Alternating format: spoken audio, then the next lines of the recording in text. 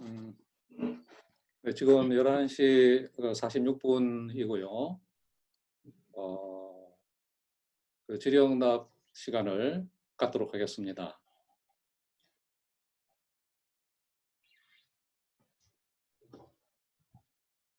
Okay, we will now begin the discussions section. 지금 이미 그 구글 폼이라거나 인터넷 서점의 그 댓글들을 통해서 받은 질문들이 꽤 있습니다만은 우선 현장에 참가하신 분들의 질문부터 먼저 받고 그 질문이 부족할 때는 이미 제시되어 있는 그 질문들, 이 질문들 이미 주어진 질문들은 영어로 번역해서 레비 브라이언트님에게 이미 전달되어 있는 상태입니다. 그래서 그거는 막 그냥 순서만 정하면 될 것 같고요. 현장에서 먼저 질문하실 분 있으면 질문해 주시기 바랍니다. We have already received some questions from participants beforehand, but we will first take questions from people here. 일단 조금 생각하시는 동안에 지금 채팅창에 이남희님께서 한 가지 질문을 주셨는데요. 어떻게 이거를 한글로 제가 읽어야 됩니까? 아니면 직접 통역자님이 바로 그 영어로 통역을 하시겠습니까? 네, 영어로 말씀드리겠습니다. 네. We have received a question in the chat section in Korean, so I'm going to translate. Since it is important which type of glasses or which concept through which glasses or through which concepts we look at the world. So philosophy has always tried to create new various concepts. I haven't read ontocartography yet, but what this book tries to do is to escape from the established or existing conceptual map and trying to create a new terra. And I think that's what philosophy has done so far. So my question is, first, what is the difference between the existing philosophical endeavors and ontocartography? And second, in applying this to praxis, what kind of methodology is used in ontocartography?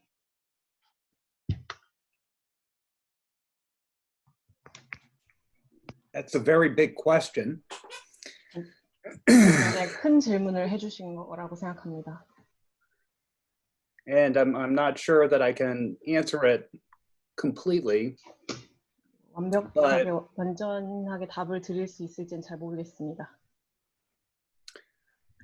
But I think that because of the nature of philosophy, there is a tendency within philosophy to treat ideas as being what is real and what structures the world.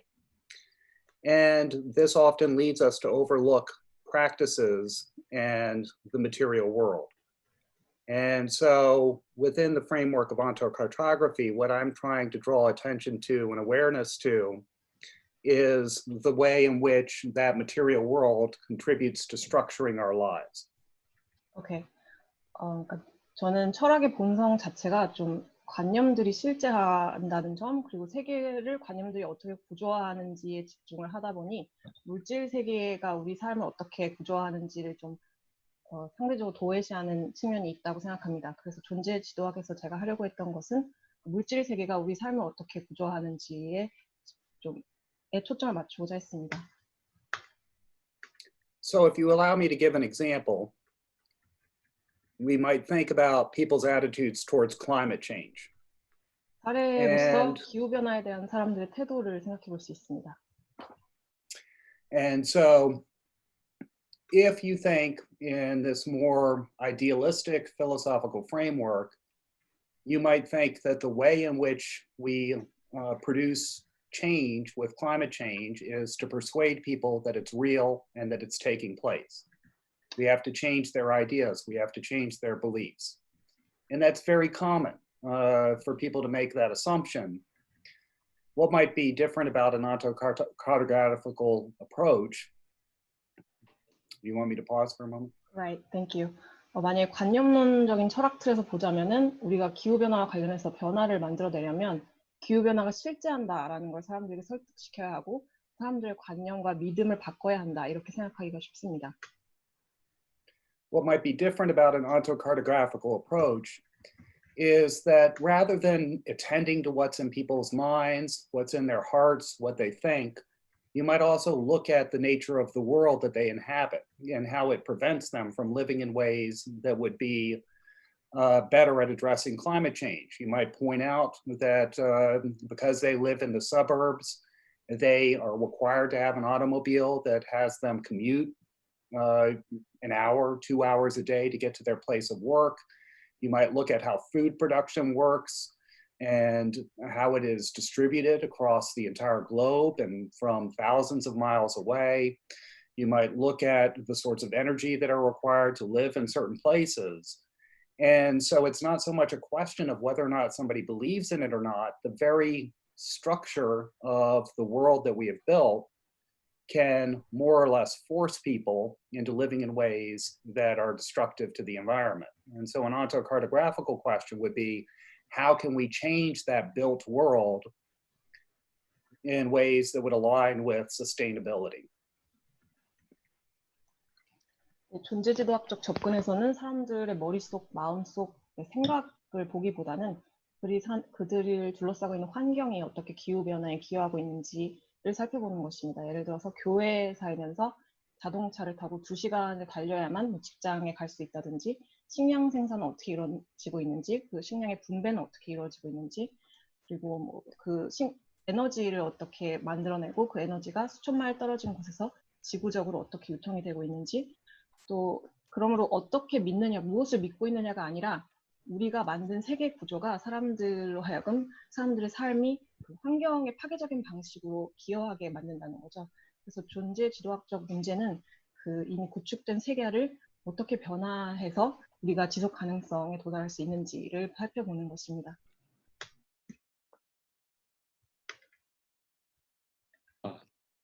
답이 끝났습니까? Are you finished with the answer? I believe so. I mean, questions of methodology are always complicated. And basically, you have to do field work. You have to go out there in the world. You have to see how things are put together. How is that particular assemblage, or what I call in the book machines, put together, structuring the nature of life? And there's no detour or no way around this. You have to go to the world itself to see in each specific assemblage how things are put together. 네, 방법론에 관한 문제는 언제나 복잡하다고 생각합니다. 그러니까 현장 조사를 해야 합니다. 그러니까 세계 속으로 나가서 어떻게 일 처리가 되고 있는지, 어떤 회집체와 기계들이 구조화돼서 우리 삶의 성격을 조직하고 있는지 다른 우회로는 없다고 생각합니다. 세계에 직접 나가서 그 방식들을 직접 살펴보아야 한다고 생각합니다. 네, 고맙습니다. 그 다음에는 영민님이 제기하신 질문이 있는데요. 통역 가능하겠습니까?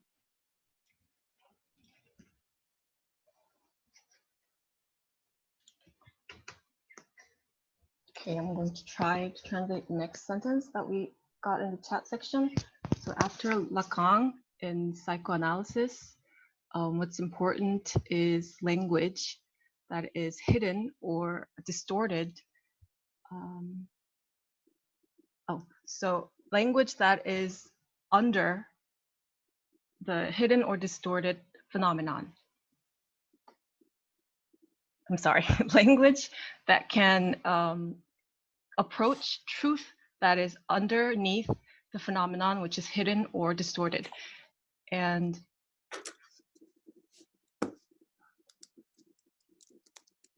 I'm sorry, the sentence I cannot, hold on.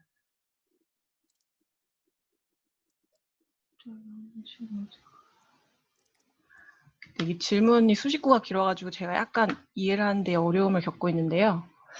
잠시만요. 문장이 어렵네요. 네, 첫 번째 문장이 제가 지금 It's a really long sentence and I'm having trouble taking it apart. 죄송하지만은 다음 질문부터 하고 혹시 이 질문의 첫 번째 문장을 조금만 끊어서 해주시면 제가 전달할 수 있을 것 같습니다. 예. 새로 올리신 것 같아요.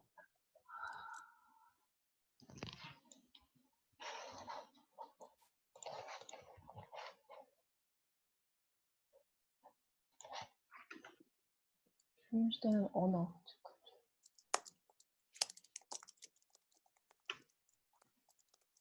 So this is what's important in post-Lacanian psychoanalysis, that we can approach the truth that is hidden or distorted underneath the phenomenon, that we can approach to this truth through language, and that we can discover what it is. There's this belief that we can discover it, that we can approach it by language is important in post-Lacan psychoanalysis. And secondly, I'm sorry, can you repeat that first part again? okay, let me try. There is this belief in post-Lacan psychoanalysis that we can approach through language at the truth that is underneath the phenomenon which is hidden and distorted. Does that make sense? Right. And in phenomenology, they take its important subjective empirical significance. And this speaker, he thinks that these two are different. What is significant in phenomenology and what post-Lacan psychoanalysis thinks is important. Am I getting through? Right. So with these two things that I explained, how can this be incorporated into what you're saying the world is, and the gravity field and the conceptual map? How can this be incorporated with gravity fields, conceptual map, or the world, in your view?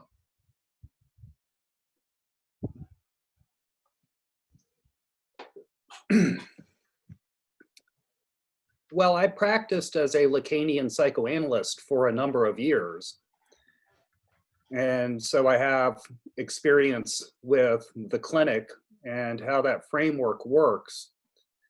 In my more recent work, and it comes through a little bit in ontocartography as well, I am constantly attempting to think about the relationship between what I call the symbolic, which would be much of the Lacanian field that the person is talking about, the imaginary, which would be the field of the experience of the phenomenological, and the material, or the material objects that make up our world. And so I try to, and I think of it in terms of three rings that are tied together with one another. And I try to look at the way in which these three things get bound together in all sorts of complicated ways in the formation of phenomena. And so just from my experience with the clinic, I don't see things as deeply opposed as the question seems to suggest between the Lacanian field and phenomenological approaches to analysis. We deal simultaneously with all of those things in the clinic when treating a patient.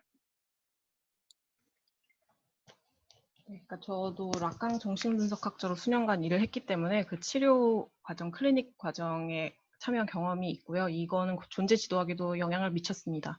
그래서 저는 이 락강의 장이라고 할 수 있는 상징계, 그리고 그 체험, 현상학적 분야라고 하신 상상계, 그리고 물질, 객체들이 관련된 물질계, 이 세 가지를 계속해서 이렇게 생각하려고 노력을 하고요. 이 세 개의 고리가 서로 연결된 것을 여기고, 이 세 개가 어떻게 연결되는지, 그리고 이 현상을 형성하는데 복잡한 방식으로 어떻게 서로 연관되는지를 생각하려고 합니다.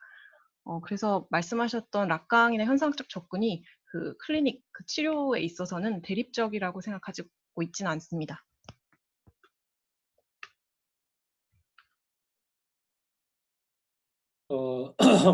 답변이 되셨는지 모르겠습니다.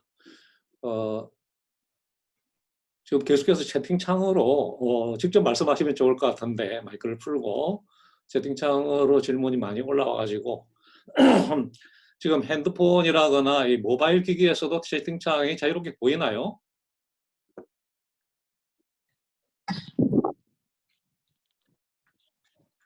예.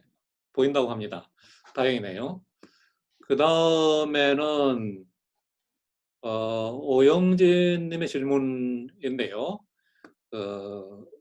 지금 통역을 위해서 제가 이렇게 짧게라도 읽어주는 게 통역에 도움이 되지 않을까 싶어요.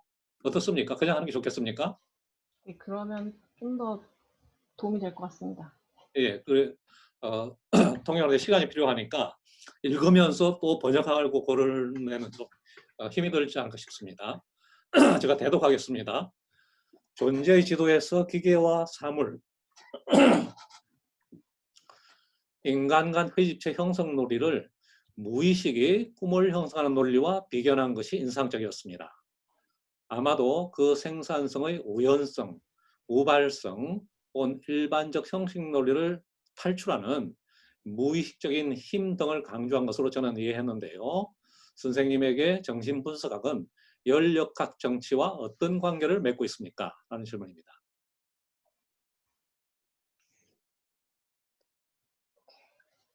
So in untaught cartography, I got a strong impression in the part where you compared the formation logic of machines and objects, human assemblage, to how the unconscious forms the dreams.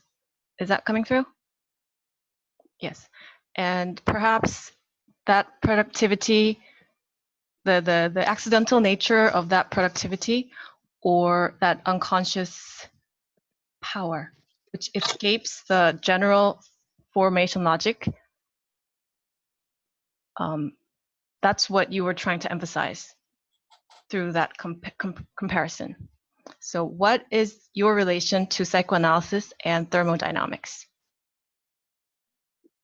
Oh, I'm not sure at all how to answer that question about the relationship between thermodynamics and psychoanalysis.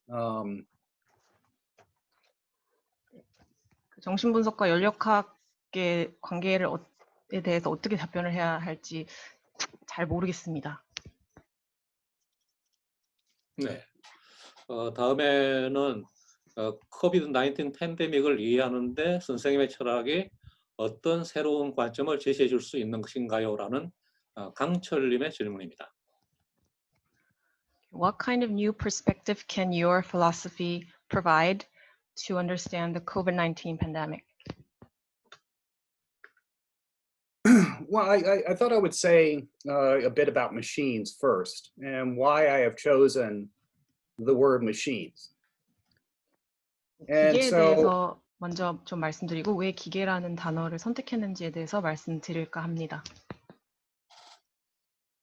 and so often I believe that when we think about objects or things, we treat them as static.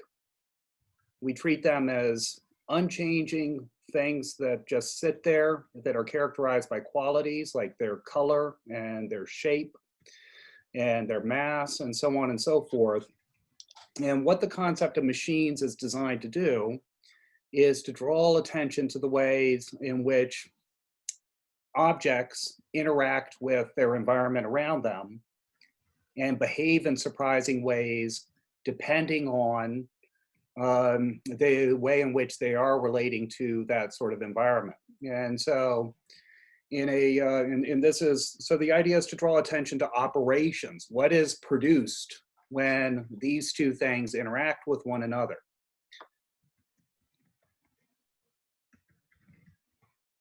예. 종종 우리가 객체나 사물에 대해서 생각할 때 우리는 그것들이 정적인 것이라고 생각합니다. 불변하고 그냥 가만히 있는 것이고, 그리고 색깔이나 모양, 질량 같은 성질들로 특징 지어지는 것들이라고 생각합니다. 근데 기계라는 개념은 객체들이 주변 환경과 상호작용을 하면서 예측하지 못한 방식으로 행동하고 어떻게 환경과 관계를 가는지에 주목하는 것이고요. 그 작동에 주목하는 것입니다. 그리고 그 상호작용 속에서 무엇이 생산되느냐에 주목하는 것입니다. So let's take something really simple, very ordinary, walking. Nothing is easier. I stand up, I walk across the room, I treat it as an act of my will. 간단한 예를 들어보자면 걷는 거를 생각해 볼 수 있습니다. 제가 일어나서 그 방 저쪽으로 걸어가고 제 의지에 의해서 그렇게 한다라고 보통 생각합니다. I say, I walk. I think of it as something that arises from me, right? And that's a crucial point here, this idea that it's I that walk. Now we go to the moon and we look at those astronauts that walked on the moon, which has far less mass than the planet Earth. And when those astronauts stepped out onto the surface of the moon, for the very first time, what did they discover? They discovered that walking was impossible.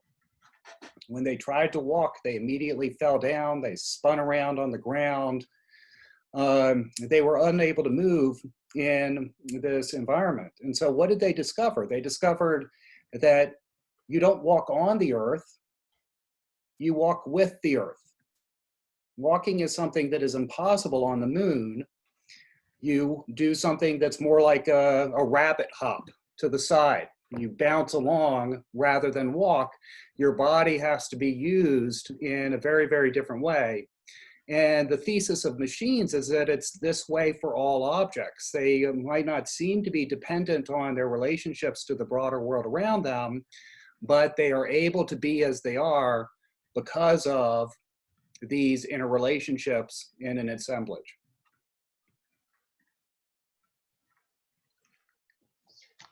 그러니까 내가 걷는다고 생각하고 나로부터 일어나는 일이라고 생각합니다. 우리가 걸을 때요. 근데 예를 들어서 달로 간 인간들에 대해 생각해 보면은요. 달에서 걷는 우주인들은 달 표면에 처음으로 나갔을 때 걷는 것이 불가능하다는 것을 깨달았습니다. 걷기 시작하면 넘어지고 구르고 움직일 수가 없었습니다. 그래서 그들이 발견한 것은 지구에서 우리가 걷는 게 아니라 지구와 함께 걷는다는 것입니다. 그러니까 달에서는 걷기가 불가능하고 토끼가 뛰듯이 뛰어야 하듯이 지구에서와는 몸이 다른 방식으로 사용되어야 합니다. 그래서 기계의 논제는 모든 객체들이 이와 같다는 것입니다. 우리가 주변 세계와 관계를 생각해야 하고 이런 상호 관계 속에서 항상 이루어진다, 회집체 속에서 이루어진다라고 그렇게 사유해야 한다는 것입니다. So going to the pandemic, and South Korea, in my understanding, has handled the COVID-19 pandemic far better than the United States has. It's been very difficult times for us here in the United States. But in the United States, and I can't speak to how it is there for you, one of the things that we've discovered through the pandemic, which I think is very autocartographical, is just the way in which our entire country is, in order to be able to function at all, is dependent upon all of these assemblages of things that before that were invisible. 팬데믹의 사례로 돌아가면 한국은 제 생각에는 미국보다는 훨씬 대처를 잘 했다고 생각하는데요. 미국에서 우리는 정말 어려운 시기를 겪고 있습니다. 그러니까 여러분의 경우에 어떤지 제가 말을 할 수는 없겠지만요. 그래서 이 팬데믹을 겪으면서 제가 생각하기에 우리 모두가 느끼게 된 어떤 존재 지도학적 문제는 우리나라 전체가 조금이라도 기능을 하기 위해서는 어떤 특정한 회집체들, 우리가 그 전에는 볼 수 없었던 회집체들에 의존하고 있다는 점입니다.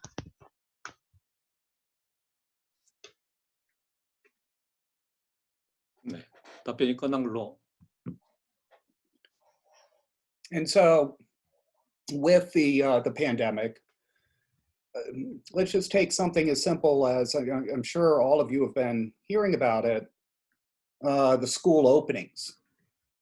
Right? It's been a tremendous issue in the United States. On Monday this week, I will be going back to teaching face-to-face with my students. But it's been a tremendous issue in the United States getting the students to return back to the classroom. And why has that been such a push in the United States? Why has that been so important in the United States? Because if the students aren't in the classrooms, then the parents can't go to work. If the parents can't go to work, the economy collapses because they're not making money in order to buy things, more jobs are lost, and so on and so forth. And so because we don't have a social safety net that can provide money and health care for people while they're out of work, because our government isn't providing people with money, we are forced into these situations where people are desperate for things as simple as how to send their students back to work. But then you encounter a whole set of ontocartographical problems here. In order for students to safely return back to school, they need to be socially distanced from one another and to be wearing masks. How do you get 5-year-olds, 6-year-olds to practice the various health things and so on and so forth? We encounter issues about classroom size. We encounter issues about technology in the home and people having enough internet bandwidth to do learning from home. On and on and on, we discover a world of objects that makes the entire world that we live in that particular context possible. 그러므로 이제 들으셨겠지만요. 팬데믹과 함께 학교 개학이 엄청난 이슈였습니다. 저도 이제 다음 주 월요일부터 대면 수업을 학생들하고 해야 하는데요.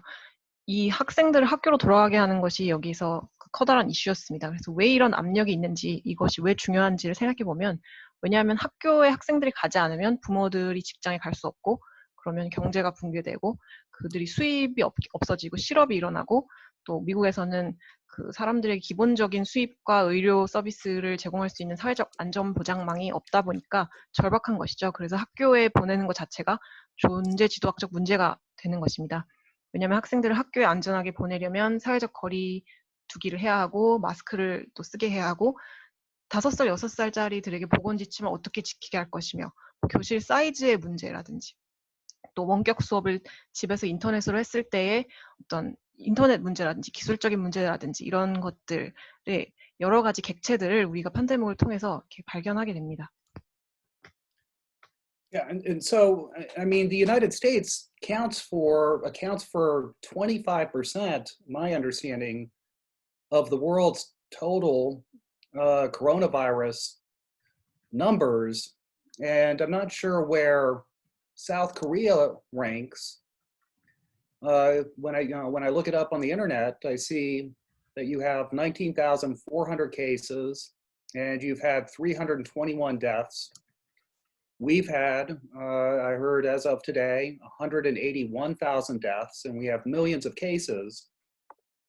And so how do we account for the difference between these two countries? What is it that explains why the United States has had so many numbers and why South Korea has had so few? 그래서 미국 같은 경우는 지금 코로나 전 세계 사망자의 25%가 미국에서 일어난 사망 케이스고요. 한국은 순위는 제가 잘 모르겠지만 인터넷에서 찾아본 바로는 이제 19,400명 정도의 확진자가 있고 사망자는 321명 정도라고 나옵니다. 그에 비해서 미국에서는 오늘까지 18만 1,000명이 사망했고 수백만의 케이스들이 있습니다. 그래서 이런 두 나라의 차이를 어떻게 설명할 것인가, 미국에서는 왜 이렇게 수치가 높고 왜 한국은 그렇지 않은가라는 질문이 제기되는 것입니다.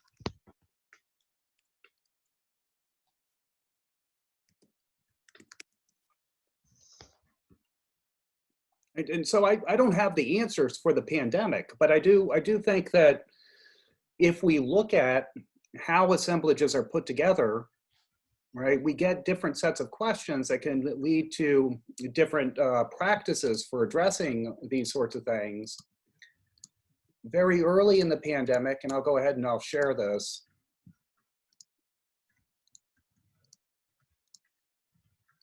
I wrote this short article on the pandemic and life within the pandemic. And I'm losing my train of thought here.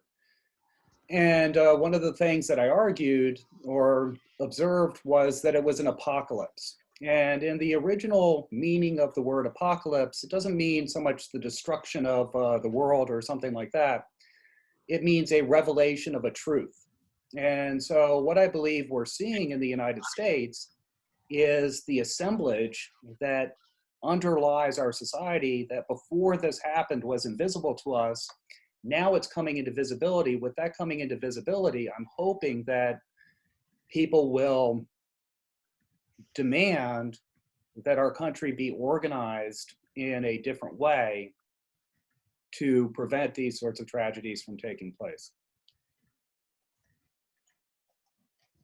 팬데믹에 대해서 제가 어떤 답을 갖고 있는 건 아니지만 우리가 이 팬데믹 속에서 여러 회집체들이 어떻게 조직되는지를 보면 질문들을 갖게 되고 그리고 그로서 어떤 우리가 해야 할 실천들을 알게 된다는 것입니다.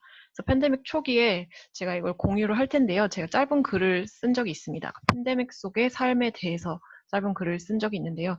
제 주장 중에 하나는 지금 우리가 겪고 있는 것이 아포칼립스 파국인데 그것이 세계의 파괴가 아니라 어떤 진실의 깨달음, 레벨레이션을 준다는 것입니다. 그러니까 미국에서는 우리 사회의 기저에 있는 회집체가 이제 팬데믹을 통해서 보이기 시작했고 그럼으로써 저는 앞으로 사람들이 이 나라가 이 비극을 방지할 수 있는 방식으로 다르게 조직되기를 요구할 수 있기를 바라고 있습니다.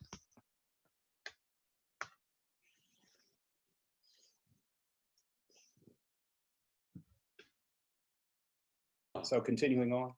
네, 예, 고맙습니다. Unless they have some further question. 네, 다음에는 전방옥님으로 읽히는데요. 선생님은 객체지향 철학, 객체지향 철학을 처음으로 제정하시고 객체지향 존재론이라고 하는 게 좋을 것 같아요. 철학은 그 전에 뭐 라투르 같은 사람도 이야기했기 때문에 객체들의 민주주의를 강조하신 것으로 알고 있습니다. 객체들의 역할을 강조하면 현실 세계에서 인간의 윤리적 책임이 약화되는 것은 아닌가라는 의문이 듭니다. 객체들의 민주주의에서 인간은 어떤 윤리적 태도를 가져야 할까요? 의견 부탁드립니다라는 질문입니다. I know that you first proposed object-oriented philosophy and also emphasized democracy of objects. And I am of concern that if we emphasize the role of objects in the real world, it would weaken the ethical responsibility of humans. So what kind of ethical attitude should human beings have in the democracy of objects? I'd like to hear your opinion. That's something that commonly comes up, and I've always been a little bit surprised by that response, because for me, the whole point of this is to find ways to improve and to enhance our lives and to help people live lives of greater dignity, with greater freedom, and with greater opportunity. And so the point is not to diminish the human being, but to look at other ways in which we as human beings find ourselves trapped in the world and unable to pursue the things that we would like to pursue. 제가 자주 받는 질문인데요. 저는 질문을 받을 때마다 좀 놀라운 것이 저에게 핵심은 우리가 우리 삶을 개선하고 더 존엄하고 자유롭고 더 많은 기회를 가진 삶을 사는 것이지 인간을 축소하는 게 아니라 우리 인간들이 그 어떤 것에 사로잡혀 있어서 우리가 하고 싶은 바대로 살지 못하는 것에서 벗어나는 것을 제가 목표로 하기 때문에 네, 이런 질문을 받을 때마다 약간 놀랍다고 하셨습니다. And so let's take a common example here in the United States. When people talk about those who live in a state of poverty, one thing you will commonly hear is they will explain the poverty of this person by saying that they are lazy, that they are immoral people who have made poor decisions, and that will be their explanation of why that person lives in a state of poverty. Now, a person who makes a claim like that is somebody who has themselves probably never lived in poverty. They're trying to imagine what would lead me, a middle-class person or a wealthy person, to be poor. Well, I could only be poor if I was lazy or if I was a bad person. And what they don't understand is that poverty is an assemblage. It's not a decision that is made simply within an individual's mind, separated from the world. When you live in a state of poverty, you find yourself in an assemblage that is like a spider's web, that the more you struggle against it, the more it traps you. And so in order to eat, what do you need? You have to have money, but in order to have money, you have to have a job, but to have a job, you have to have transportation, and you have to have a clean uniform, and you have to have a place to be able to wash your uniform. It's what is called in systems theory a wicked problem. You can't solve one aspect of the problem without another aspect of the problem. What if you get flat tires on your car? How are you going to get to work now? Now you're going to have to take what is called a payday loan that can have interest rates as high as 400%. Now you're going to sink further and further into poverty. What if you get very sick? You're going to have to go into serious debt, going to the doctor and all these sorts of things. And so what is the point here? Right? We have that first explanation of poverty. The person is lazy. The person is somebody who lacks good morals. They have a bad work ethic. They may do drugs or something like that. We have that explanation, which I think leads us to treat human beings with a great deal of cruelty.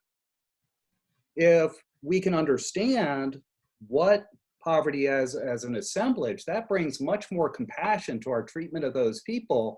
It allows us to see something of a world that those people are trapped in, and then maybe we will develop practices to prevent people from being trapped in these kinds of spider webs that they can't escape. 예를 들어서 미국에서 흔한 예를 들어보자면 가난한 사람들에 대해서 이렇게 설명하는 경우가 많습니다. 그들이 가난한 이유는 게으르고 비도덕적이고 나쁜 선택들을 했기 때문에 가난하다는 것입니다. 근데 이런 주장을 하는 사람들은 되게 가난해 본 적이 없습니다. 그러니까 그들은 생각하는 것이죠. 중산층인 내가 가난해진다면 그럴 때는 어떤 경우에 내가 가난해질까? 내가 게으르고 나쁜 사람일 때 내가 가난해진다는 것이죠. 근데 가난은 회집체이지 어떤 세계로부터 독립적인 개인의 마음속에서 머릿속에서 일어나는 결정이 아니라고 생각합니다. 가난은 어떤 거미줄 같은 회집체입니다.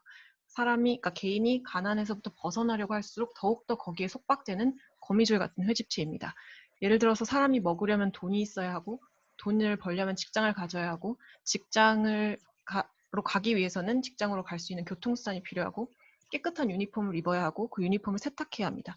그러니까 시스템 이론에서 위키드 프로블럼이라고 하는 그런 문제인데요. 타이어 바퀴가 빠지면 그걸 또 갈아야 하고 그걸 위해서 돈이 없으면 돈을 빌려야 하고 그러면 이자가 400%인 그런 대부를 받아야 하고 점점 더 가난으로 빠지게 되는 것이죠. 병이 나면 또 아파서 더 빚이 들고 의사에게 가서 치료를 받아야 하고 그러니까 이런 모든 것들에서 핵심은 그 첫 번째 설명, 즉 가난한 것은 그 사람이 도덕이 없고 노동 윤리가 부족하고 마약을 한다라는 이런 설명은 인간을 굉장히 잔인하게 다루는 방식이고 우리가 가난이 회집체라는 것을 이해할 수 있다면 훨씬 더 컴패션, 그러니까 공감하는 방식으로 그들이 갇힌 세상을 보고 그들이 다시는 그런 거미줄망으로 들어가지 않도록 방지할 수 있는 실천들을 우리가 만들어낼 수 있다는 것입니다.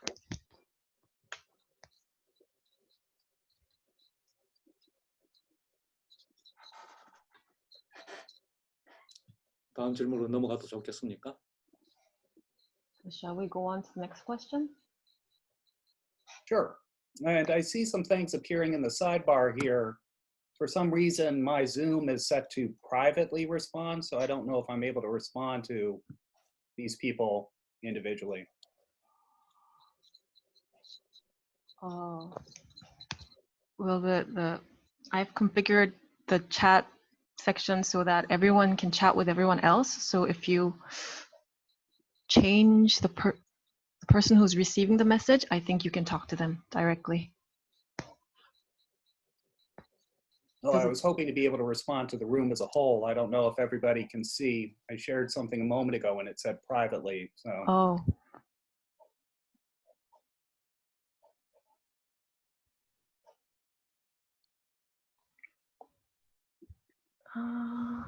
Since I made you a co-host, you should be able to talk to everyone at the same time. Doesn't seem possible?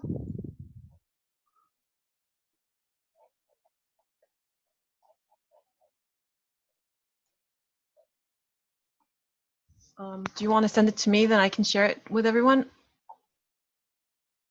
I'm not sure who I'm sending it to. It just says Okay. user.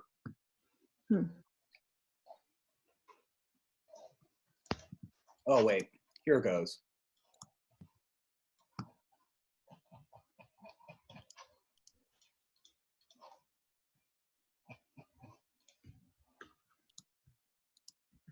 And so earlier I shared this link about the pandemic. And so let's see, this person says, my question is a bit topical relating to the concept of flow, and asks, is there a need to distinguish flow from machine anymore? Because I say flows themselves are machines. And my answer to that would simply be that I think it's nonetheless important, even though flows are machines, to distinguish between the machine that's receiving the flow and the other machine that is going into that machine.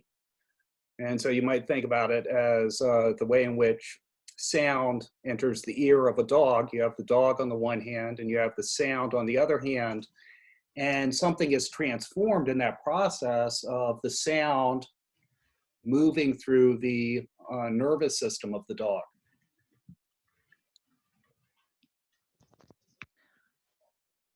네, 방금 브라이언트님께서 모든 분들에게 아까 말씀하신 코로나 속 삶에 대해서 쓰신 글을 링크를 공유하셨고요. 그 다음에 김호영님의 질문에 대해서 답변을 하셨는데요. 저 사회자 선생님 김호영님께 한글로 질문을 좀 직접 부탁드려도 괜찮을까요? 김혜영님, 지금 말씀하실 수 있나요? 아니면 제가 간단하게 내용 소개를 해드릴까요?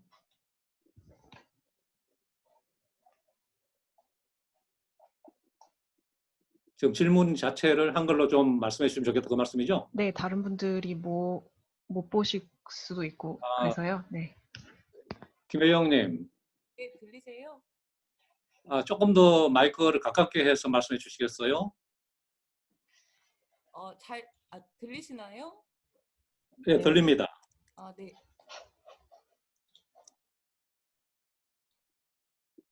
제 질문은 이 코비드-19이랑 관련된 건 아니고 다른 이야기였는데요. 그 존재의 지도 책 중에서 이해가 안 됐던 부분을 여쭤보고 싶어가지고 그 기계가 작동하는 것과 관련해서 흐름을 이야기하시는 부분에서 흐름 역시 기계 일종으로 봐야 된다고 이야기를 하셨는데 그렇게 되면 양자의 구분이 없다고 생각을 하시는 건지 그렇게 이해를 하셨는지를 여쭤보고 싶었습니다. Okay. 네, I've just asked the questioner about the flow to explain our question in Korean so that people can also understand. And I'm sorry, but I got the question right now. So could you repeat your answer that you said? Because I just read the question myself. Yeah, while machines and flows are both machines, I think it's still important to distinguish between the machine that is receiving the flow and the flow, because they're distinct. And so if we think about a dog that's hearing a sound from far away, the sound is a machine. The dog in this language is a machine. The sound enters the ear of the dog and it undergoes a transformation. And we want to be able to distinguish, right? What are those transformations that take place? What is contributing what is doing what in the production of these responses? 흐름과 기계는 모두 기계다라고 말을 할 수 있겠습니다. 근데 흐름을 수용하는 기계와 그 흐름을 구별하는 것이 중요하고 그 두 가지는 구별됩니다. 예를 들어서 어떤 개가 멀리서 들려오는 소리를 들었을 때 소리도 기계고 개도 기계입니다. 근데 개가 소리를 들으면서 어떤 변형이 생긴다는 거죠. 그 변형이 어떤 변형인지 그리고 그 변형에서 각 기계들이 하는 역할이 무엇인지 이런 것들을 구별해내는 것이 중요하다고 생각합니다.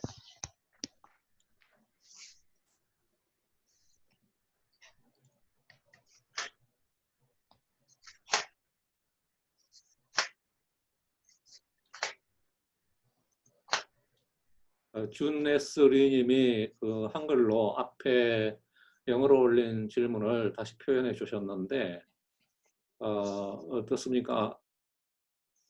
지금 이미 뭐 둘째 부분 같은 경우에는 뭐 글을 올린 부분도 있고 한데 그 답변을 청해 들을까요? 네.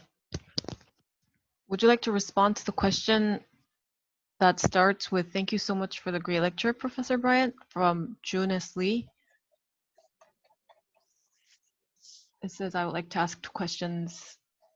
You read it, right?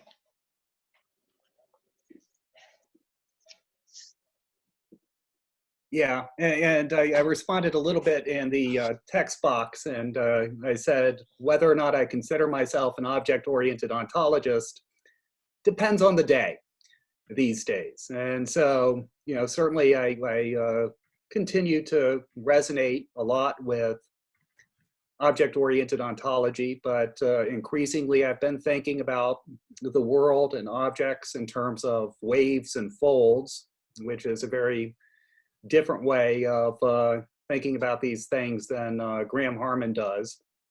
And that's a story for another time. I'll let you translate that and then I'll move on. 네, 그래서 제가 채팅창에 올린 것처럼 객체지향 존재론자로 제가 스스로를 여기는지는 그때그때 다르다고 해야 할 것 같습니다. 제가 그 객체지향 존재론 경향하고 공명한 부분이 많긴 하지만 점점 더 세계와 객차를 생각하면서 어떤 폴드, 주름 또는 웨이브, 파도? 아닌데.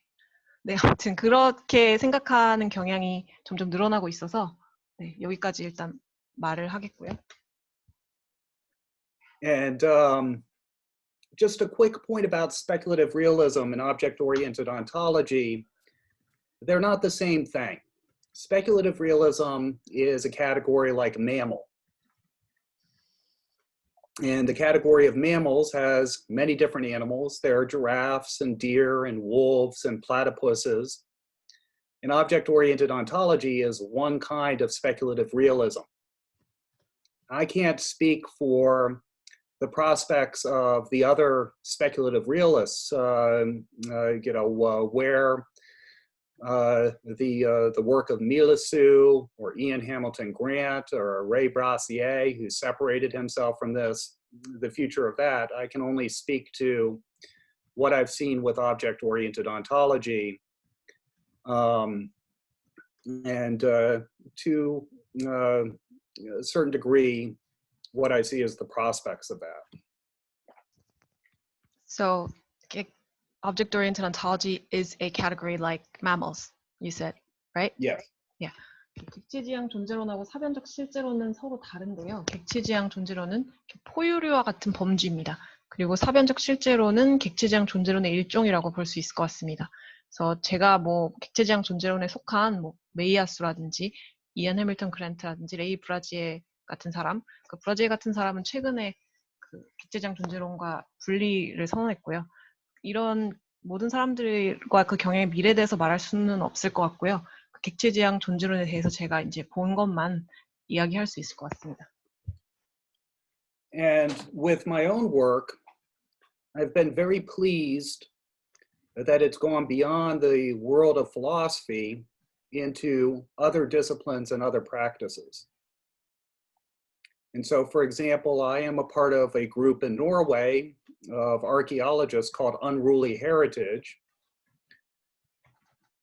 And we are doing an archaeology of the contemporary world, which when I was first approached about this was a very strange thing, because when I think of archaeology, I think of ancient tombs and temples.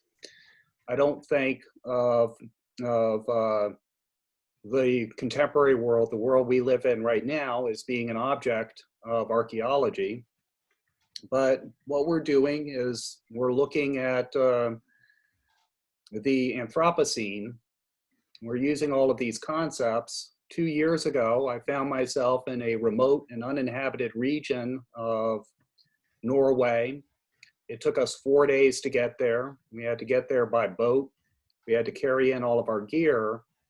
And we were looking at things like drift on ocean shores to see how the things of this world that we live in spread throughout the rest of the entire world, how they undergo transformations, producing this entirely different world that we're living through in the Anthropocene. And part of what they're doing, these archaeologists, they're using these concepts to explore the world, to try and make climate change visible to people in new ways, and to bring, you know, awareness of our connection with this larger world as a result of that. We have a tendency to throw away garbage and think it's gone. It doesn't work that way at all. The things of the world continue to spread throughout the world. They continue to live lives well beyond us, transforming the fabric of the natural world that we live in.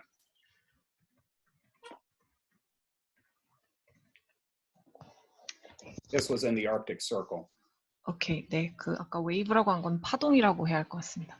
그리고 이제 저 자신의 작업에서는 철학 분야를 넘어서서 제 작업들이 다른 분야 실천들로 뻗어나가고 있는 것을 볼 수가 있는데요. 최근에 저는 노르웨이의 그 Unruly Heritage라는 그룹, 무법적 전통이라는 그룹, 고고학자 그룹과 함께하게 되었는데요. 거기에서 현대 세계의 고고학을 하고 있습니다. 굉장히 기묘한 이름이었습니다. 처음에 그들에게서 연락을 받았을 때는, 왜냐하면 고고학이라고 생각하면 우리는 고대 무덤이나 사원을 생각하는데 이제 현대 세계를 고고학의 대상으로는 여기지 못했었거든요. 그래서 우리 그룹에서 우리는 인류세를 지켜보면서 뭐 여러 가지 개념들을 사용해서 이제 작업을 하는데요.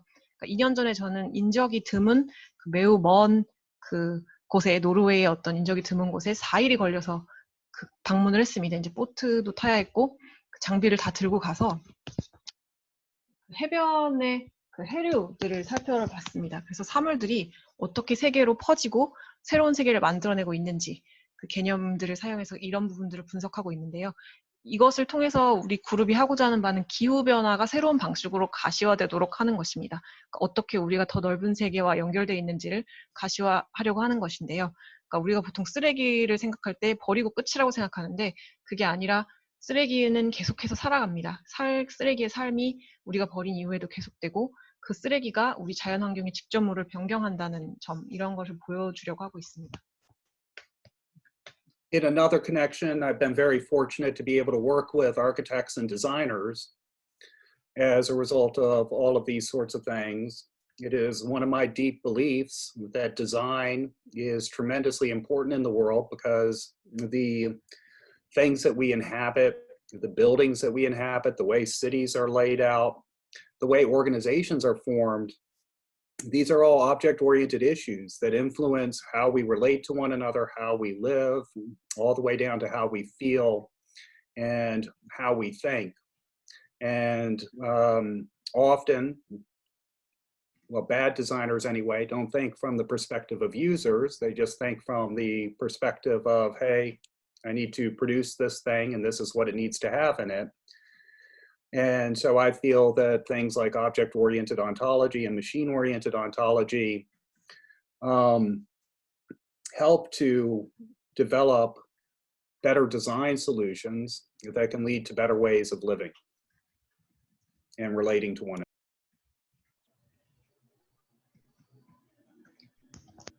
another. 이제 또 다른 연결로서 제가 건축가들하고 디자이너과 협업을 하고 있습니다. 저는 그 어떤 강력한 신념을 갖고 있는데 어떤 것이냐면 디자인이 매우 중요하다는 것입니다. 이 세상에서요.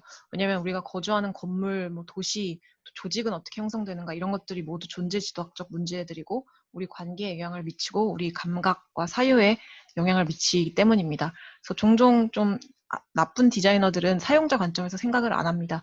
그냥 우리 이거 만들어야 돼. 그러니까 이렇게 해야 돼 라고 생각하곤 하는데요.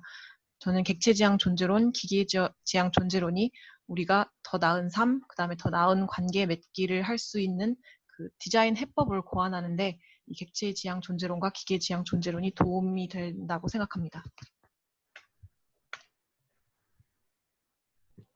근데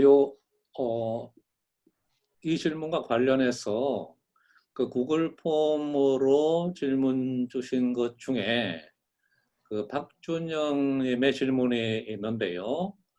그 신유물론과 사변적 실제론의 차이는 무엇인지요? 이 둘의 들레즈 철학과의 관계는 어떤 것입니까? 라는 질문이 있는데 연관해서 간단히 듣고 다음 질문 넘어가면 어떨까요? 네. The moderator would like to raise the question we already got from the participants, which I sent you in English, which is related to the previous question. The person who asked about the relationship between new materialism and speculative realism and its relationship to their relationship to Deleuzian philosophy.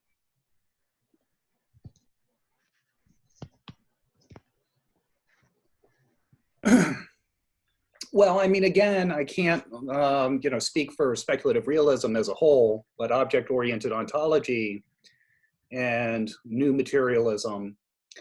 And these, until recently, these two philosophical movements developed independently of one another without contact with one another. And I find that to be rather exciting. We've seen a number of schools of thought, of philosophy that are arriving at similar conclusions, which suggests to me that there is something, as they say, in the air that people are feeling that we need to think about. And so if you think about the trajectory of philosophy in the West, we had the critical theories that were reflected a great deal on ideology, and they focused on ideology critique. Often they placed the subject at the center of all of their meditations. We had the linguistic turn that looked at the way in which language structures reality. And I think that these are all very powerful things that need to be preserved and taken seriously. But I feel that living in the age that we're living in right now, forms of thought such as the assemblage theory of Manuel de Landa. Have you translated his work, by the way? Yeah, from another publisher, one of his books. Yeah. Right, the work of assemblage theorists like Manuel de Landa, the rise of things like Latour's work, the new materialisms and object-oriented ontology. Why are we thinking about these things right now? Why are philosophical movements that aren't directly in combination with one another, why are they arriving at very similar forms of thought? And I think a big part of this is because of growing awareness of climate change. And if we're going to think through climate change adequately, we can't just be talking about ideologies and how language structures the world. We need to look at real material physical objects and how they influence our lives and how they work in our lives to begin to think about these issues. And so more and more there's been dialogue between new materialism and the object-oriented ontologists. I've been particularly influenced by a number of new materialists, in particular the work of Jane Bennett and Stacy Alaimo. But yeah. 네, 다시 한번 제가 사변적 실제론 전체에 대해서 말을 하긴 힘들겠지만요. 객체지향 존재론과 신유물론은 최근까지는 서로 연결이 없었고 독립적으로 전개되어 온 철학 운동들입니다. 근데 저는 이런 다양한 사유학파들이 유사한 결론에 이르고 있다는 점들이 굉장히 고무적이라고 생각합니다. 왜냐하면 흔히 말하듯이 이 공기 속에, 분위기 속에 뭔가가 있다는 것이죠. 우리가 생각해야만 하는 것이요. 그래서 서구 사상의 궤적을 생각해 보면은 비판 이론에서는 이데올로기에 대해서 많이 사유를 했었습니다. 이데올로기 비판에 집중했고 그런 사유 속에서는 종종 주체를 모든 사유의 중심에 놓았습니다. 그리고 언어적 전회에서는 언어가 어떻게 실제를 구조화하는지를 살펴봤습니다. 이런 전통들은 강력하고 보존되어야 하고 또 진지하게 받아들여져야 하지만 제 생각에는 우리 시대에는 그 마누엘 델란다의 회집체 이론이나 브루노 라뚜르의 작업이나 신유물론, 객체지향 존재론들이 중요해지는데 왜 그런가를 생각해 보면 왜 이런 철학 운동들이 직접적으로 연관되어 있지 않은데 그 유사한 결론에 이르게 되는가?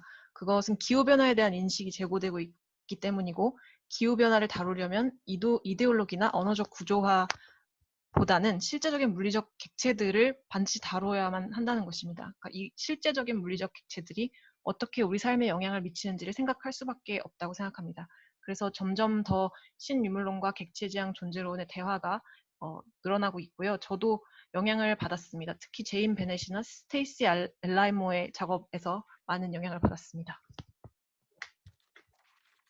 As for the connection with Deleuze, I mean, it really depends on the thinkers you're talking about. Graham Harman comes at object-oriented ontology through Heidegger. My first book was on Deleuze and his philosophy. He continues to inform my thought in countless ways. When a moment ago I was talking about walking on the moon, I was actually talking about the Deleuzian concept of individuation and how things are formed and behave as a result of these dynamic processes of actualization.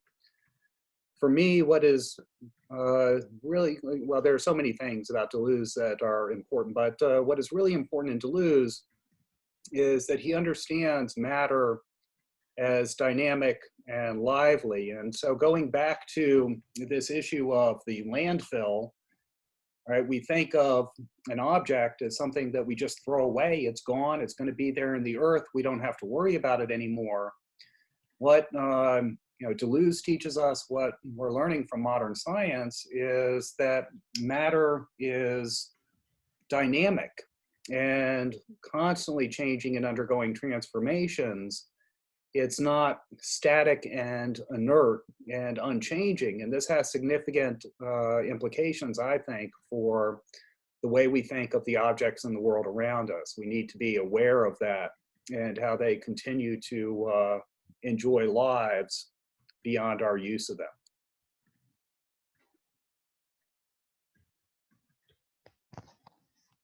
델레즈와의 연결에 대해서는 학자들에 따라 다르다고 할 수 있을 것 같습니다. 그레이엄 하먼 같은 경우는 객체지향 존재론을 하이데거로부터 출발해서 전개하고요. 저 같은 경우는 첫 번째 책이 델레즈에 대한 책이었습니다. 그리고 여전히 그로부터 다양한 영향들을 받고 있고요. 제가 앞서서 오늘 달에서 걷는 것에 대해 얘기했을 때 사실은 그 현실화라는 역동적 과정을 통해서 어떻게 개체화가 일어나는지라는 델레즈의 개념을 설명한 것과 다름없었습니다. 그리고 델레즈에 대해서는 중요한 점이 굉장히 많은데요. 우선 델레즈는 물질을 동적이고 살아있는 것으로 여깁니다. 그러니까 그 쓰레기 더미, 처리장의 사례로 돌아가면 우리가 쓰레기를 버리면 그 쓰레기는 지구로 되돌아가니 걱정을 그다음부터는 할 필요가 없다. 이렇게 생각하는 경우가 많은데요. 그런데 현대 과학에서 우리가 알게 되는 것은 물질이 역동적이고 부단히 변화하고 전혀 정적이거나 불변이지 않다라는 점입니다. 그래서 이런 물질에 대한 다른 사유 방식을 통해서 개체와 세상을 사유하는 방식을 우리가 바꿔야 하고 이 물질이 어떻게 사용 이후에 삶이 지속되는지에 대해서 생각해야만 합니다.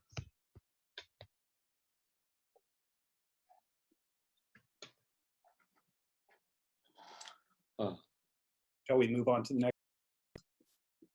다음 질문으로 갔으면 합니다.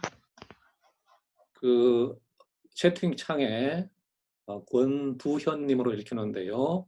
이런 질문을 주셨습니다. 기계가 또 다른 기계를 작동시키는 회집체의 세계에서 작동 불능을 의미하는 고장 혹은 장애라는 개념은 어떻게 고려될 수 있을까요?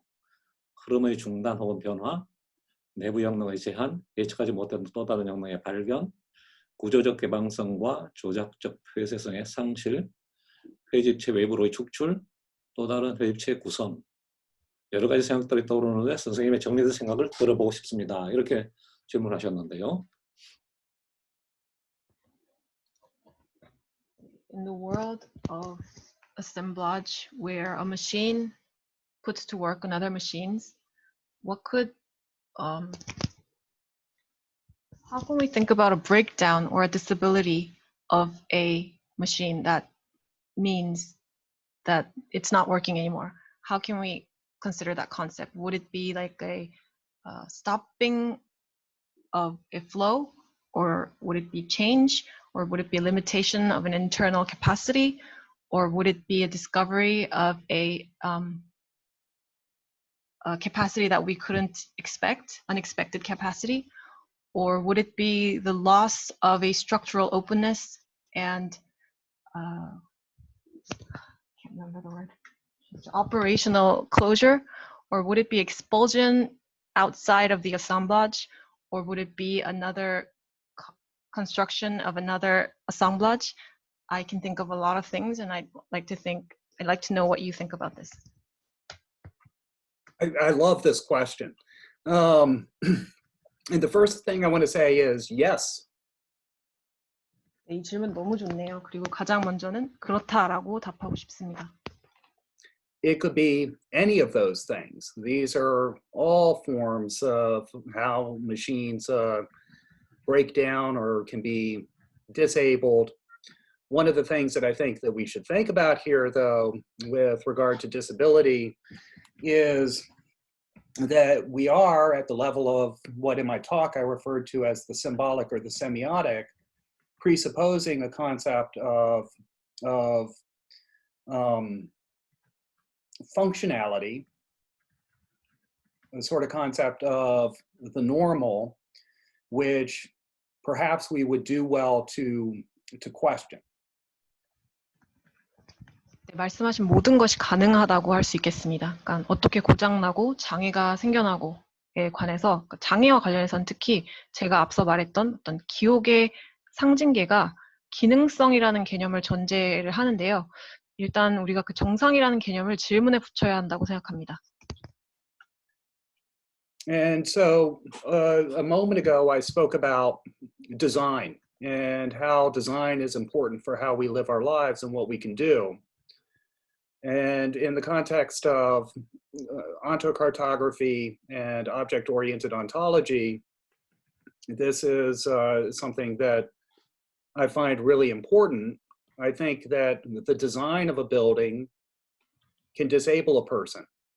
And what do I mean when I say that?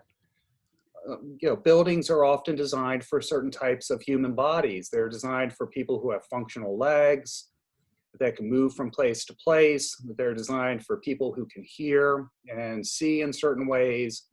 And so the very architecture of a building can disable a person because they're unable to move through that space because their bodies work differently. And so one thing that we might be led to think about here, which disability theorists have been doing for a long time, and I would call them ontocartographies, are how are the design spaces, the architectural spaces of the world around us, how do they afford and constrain what very different types of bodies are able to do in those sorts of spaces? 조금 전에 제가 디자인에 대해서 이야기를 했는데요. 그 디자인이 왜 중요하고 삶에 어떻게 영향을 미치는지에 대해서 말씀을 드렸습니다. 그리고 존재 지도학에 있어서 이것이 매우 중요하다고 생각합니다. 왜냐하면 건물 디자인이 어떤 사람들에게는 장애로 작용할 수 있습니다. 그러니까 건물은 어떤 특정인을 위해서 약간 기능하는 다리가 있고 이동이 자유로운 다리가 있고 또 들을 수 있는 사람, 볼 수 있는 사람을 기준으로 구축이 되어 있을 수 있습니다. 그럴 경우에는 그 건축 방식의 디자인이 어떤 사람들에게는 그 공간을 다닐 수 없게 만드는 디자인입니다. 우리가 생각해야 하는 것은 장애 이론이 오랫동안 해왔듯이 존재 지도학, 그리고 저는 그 장애학 이론을 존재 지도학이라고 부르고 싶은데요. 이 건축 공간들이 어떻게 몸이 할 수 있는 일을 허용하고 또 제한하곤 하는지에 대해서 생각해야 한다고 생각합니다.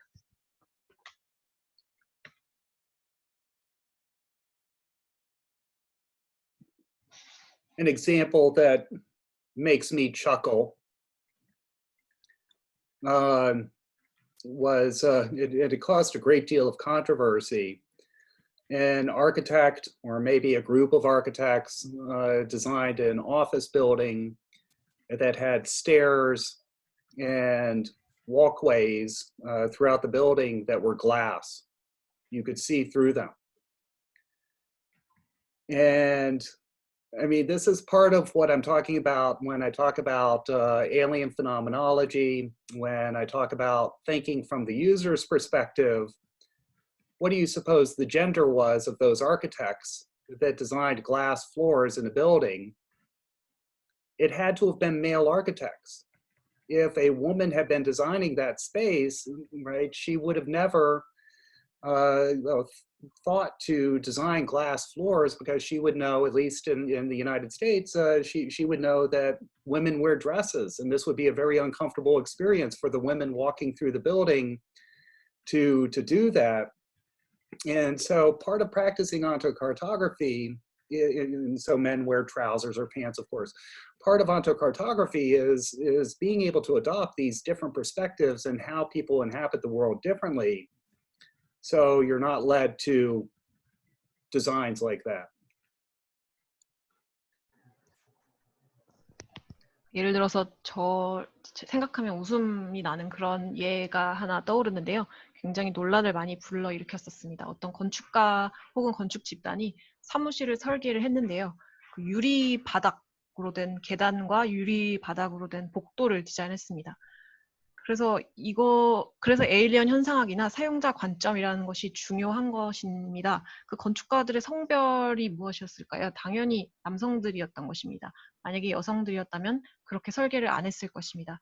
유리 바닥을 할 생각을 하면 미국에서는 그 여성들이 드레스를 입는다는 점, 그래서 유리 바닥이 있으면 여성들이 불편할 거라는 점을 그 설계자들이 생각을 하지 못했던 것이죠.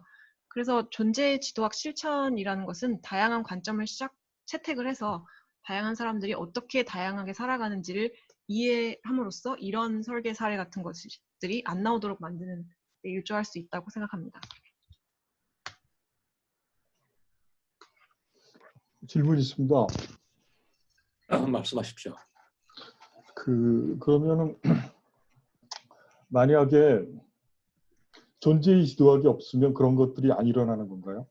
이를테면은 지금 코로나19와 관련돼서 그 여러 가지 이제 뭐 한국과 미국의 차이들이 있다고 그랬는데 그 선생님의 관점이 없더라도 자연과학자들이나 사회학자들이나 경제학자들은 다양한 원인으로 그 차이를 분석하고 있거든요. 그리고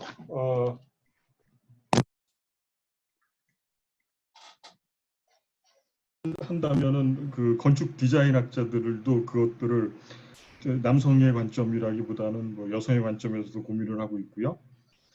그렇게 여러 사람들이 각자의 영역에서 그 어떤 융합적인 부분들을 공부하고 있는데 그랬을 때 과연 존재의 지리학이라는 선생님의 작업이 없더라도 그런 작업들은 계속 발생하고 있다는 것이죠.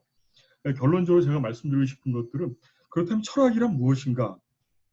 철학이 그 어떤 측면에 있어서 그 브루노 라투르의 그 주변의 어떤 그 자본주의적인 그 코드의 흐름 속에서 자연과학적인 발전과 같이 호흡을 맞추는 것들은 중요하지만은 그것과 또 다른 어떤 질문들이 있지 않을까라는 생각들을 여전히 하고 있거든요. 사실은 그 여러 가지 사유들의 많은 것들이 사실 생각을 해보면은 되게 지금 이 책에 서 있는 어떤 자연과학적인 예들은 자연과학을 공부하는 사람들한테는 되게 유치하거든요. 지도라는 것도 사실은 하나로 정의되지 않습니다. 수많은 지도가 있고 축적별로 용도별로 그리고 본초 자외선을 기준으로 삼느냐 나침반의 기준으로 삼느냐에 따라서 너무나도 다른 그리고 각각의 지형에 따라 다르고 그리고 그 각각의 자연과학적인 발전들에서 추구하는 그 근거들은 그 나름대로 자기 논리 속에서 계속 행해지고 있거든요. 그랬을 때 그 존재의 지도학이라는 타이틀로 또 하나의 새로운 어떤 지도학을 만든다는 것들이 무슨 의미가 있는지 그 궁극적으로 철학이란 무엇인지 철학의 역할들이 어떤 것인지 그런 질문도 던져야 되지 않을까 싶습니다.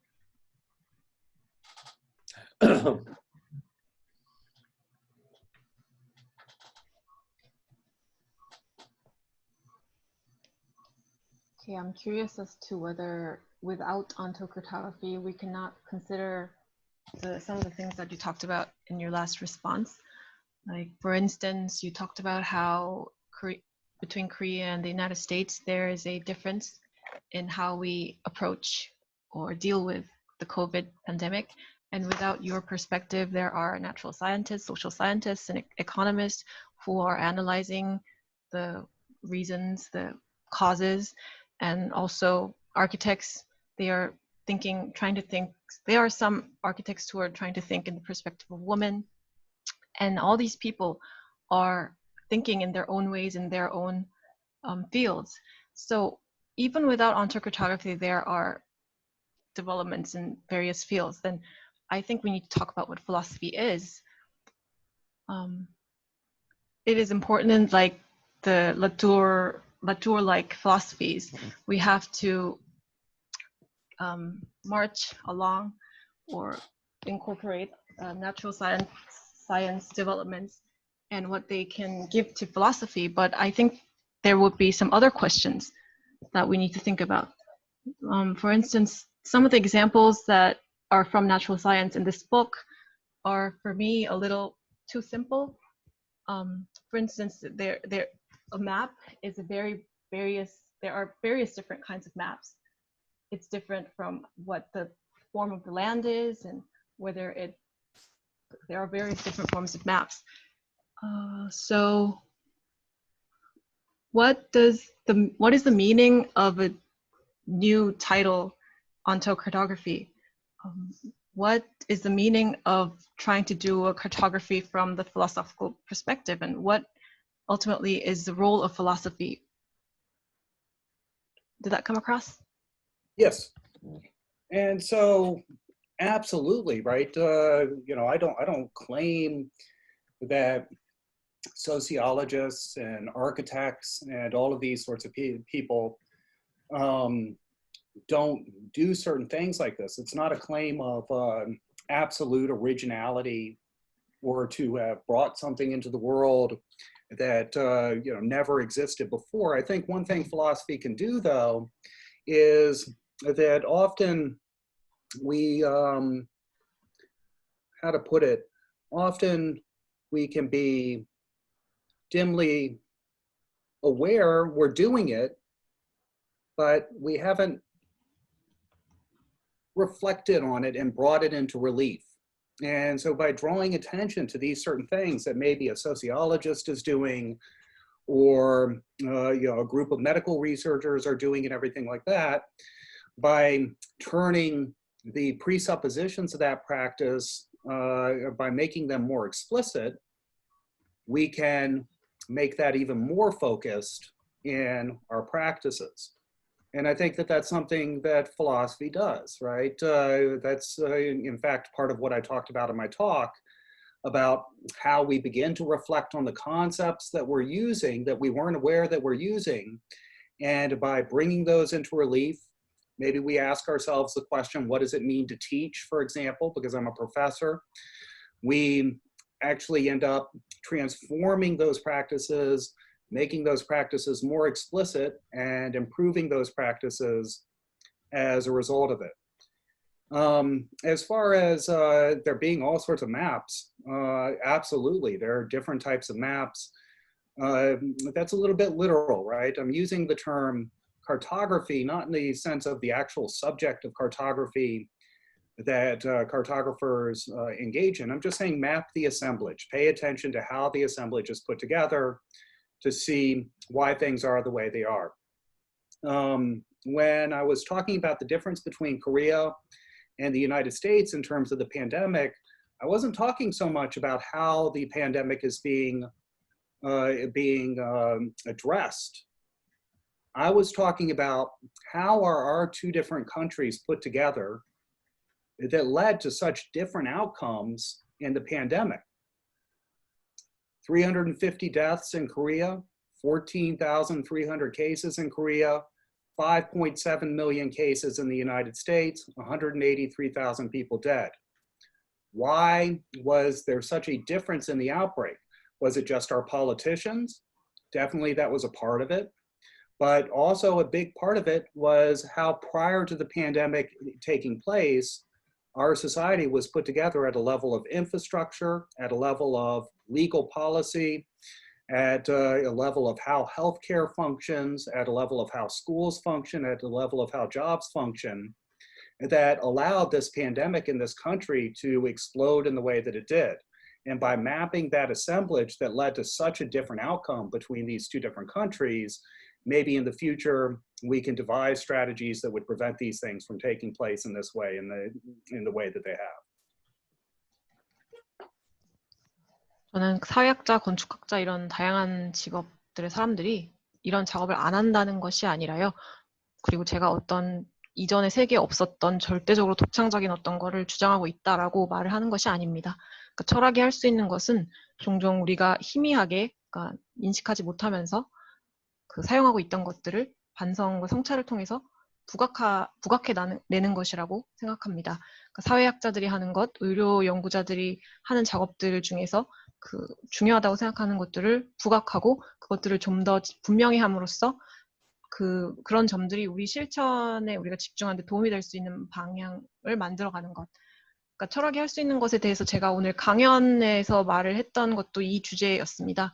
그러니까 어떻게 우리가 개념에 대해서 생각하고 우리가 사용한다고 자각하지 못했던 개념들을 부각하고 하는 작업입니다. 예를 들어서 저는 이제 다음 주부터 학교에 가서 학생들을 가르쳐야 하는데요. 가르친다는 것은 어떤 의미가 있는 것인가? 이런 질문들을 던짐으로써 그런 실천들을 변형하고 더 분명히 하고 개선할 수 있다는 것이죠. 결과들을 개선할 수 있다는 것입니다. 그리고 지도들에 대해서는 물론 다양한 지도들이 있습니다. 그리고 제가 지도학이라고 말할 때는 그 지도 작업을 하시는 분들, 지도 제작자들이 그 하는 작업에 대해서 이야기를 하는 것이 아니라요. 그 회집초의 지도를 그리자. 그러니까 왜 사물들이 우리 세계에 이런 방식으로 존재하는지에 대해서 지도를 그리자는 의미였습니다. 그 한국과 미국에 대해서 이야기할 때도 팬데믹이 이 두 나라에서 어떻게 다르게 다루어지고 있는가를 이야기했다기보다는요. 이 각각의 나라들에서 어떻게 다른 회집체들이 그 팬데믹 이전에 존재해서 이 350명 사망과 18만의 사망이란 다른 결과를 만들어내고 있는지를 질문해 보자는 것입니다. 정치가들이 다르기 때문인가요? 물론 그것도 큰 부분이겠지만요. 그 팬데믹 이전에 존재했던 기반 시설, 법적 정책들, 또 의료가 기능하는 방식, 학교, 직장 이런 것들이 이 팬데믹이 이렇게 폭발할 수 있는데 어떤 영향을 미쳤고 그 회집체 지도를 그림으로써 미래에는 이런 결과를 가져오지 않을 전략들을 고안해 보자라는 것이었습니다. Yeah, and I mean, just for me to expand here, I've taught for 20 years. And a person can teach for 20 years, and they might not have ever asked themselves the question, what is teaching? They've been doing it this whole time, but they might not have ever asked themselves the question, what does it mean to teach? What am I doing when I teach? And so one day as a philosopher, I might ask myself, what is teaching? And I go and I look at what I've been doing for those 20 years, and I begin to try and put it into words, what I said, to make it explicit. And as I explore that, I might find, okay, these are the things that I thought worked. These are things that are quite contrary to what I think teaching should be about, what the aims of education should be about. And that very activity of making it explicit might end up transforming my teaching for, if I stay alive, the next 20 years of my activity of teaching. It's that reflection on these concepts, right, that begin to make things explicit. You find contradictions. You find ways of intensifying certain aspects of those concepts that at the end might make a contribution to things that people were already doing, but by intensifying those things and by improving those things. I think that that's what philosophy brings to the table, this sort of conceptual work. But can I ask you a question before? I don't want you to lose the train of thought here. But did Korea go under lockdown during the pandemic during this time? After the pandemic? During the pandemic, were people required to stay in their homes, only going out for groceries and food and stuff like that? 네, 그 답변을 하시고 나서요. 그 한국이 락다운을 코로나 이후에 겪었는지요. 그 집에서만 있어야 하고 식료품을 살 때만 밖으로 나가야 하고 이런 식의 락다운을 경험했는지를 물어보셨습니다. 그럼 그 답변에 대해서 통역을 먼저 하셔야 되지 않나요? 예, 답변을 먼저 말씀을 드리면요. 제가 좀 더 설명을 하자면은요. 제가 20년 동안 학교에서 학생들을 가르쳐 왔습니다. 그러니까 20년을 제가 가르쳐 왔는데요. 그 20년을 가르친 사람이 가르친다는 것은 과연 무엇인가? 이런 질문을 한 번도 안 해볼 수 있다는 것입니다. 그러니까 철학자로서 그렇다면 제가 가르친다는 것은 무엇인가를 생각을 해보고 그 생각을 떠오르는 것을 글로 표현을 해보는 것이죠. 이런 것이 제가 분명히 한다라고 할 때 말하는 바입니다. 그런 탐구를 통해서 제가 발견할 수 있게 될 것입니다. 내가 이렇게 작동했다고 생각하는 것이 사실은 그렇지 않구나. 내가 교육이라고 생각하는 것에 이런 점들은 반하는 실천들이구나. 이렇게 분명히 하는 것을 통해서 제가 제 가르치는 방식을 변화시킬 수 있고 모순들을 발견할 수 있고 그리고 또 특정 부분들은 강화할 방법을 생각해낼 수 있는 것이죠. 이런 것들, 그러니까 사람들이 이미 하고 있는 것들을 분명히 함으로써 제가 그 철학이 바로 이런 일을 할 수 있다고 생각하는데요. 그럼으로써 개선하고 또 어떤 좀 좋은 점들은 강화하고 이런 개념적 활동을 하는 것이 철학이 기여할 수 있는 바라고 생각합니다. 그 다음에 이제 한국이 락다운을 겪었는지를 물어보셨습니다. 누가 이 코로나 상황에 대해서 가장 잘 아시는 분이 있으면 답변을 해주셔도 좋겠는데요. 혹시 있습니까? 예, 없으면은 지금 지난 초기 코로나 팬데믹 확산 과정에서는 대구 지역에 대한 이제 봉쇄론이 나왔지만 실제로는 실시되지를 않았었고요. 최근에 다시금 한국에서 팬데믹이 확산되어 가면서 지금 2단계를 넘어 2.5단계 뭐 봉쇄 조치라고 해야 되나요?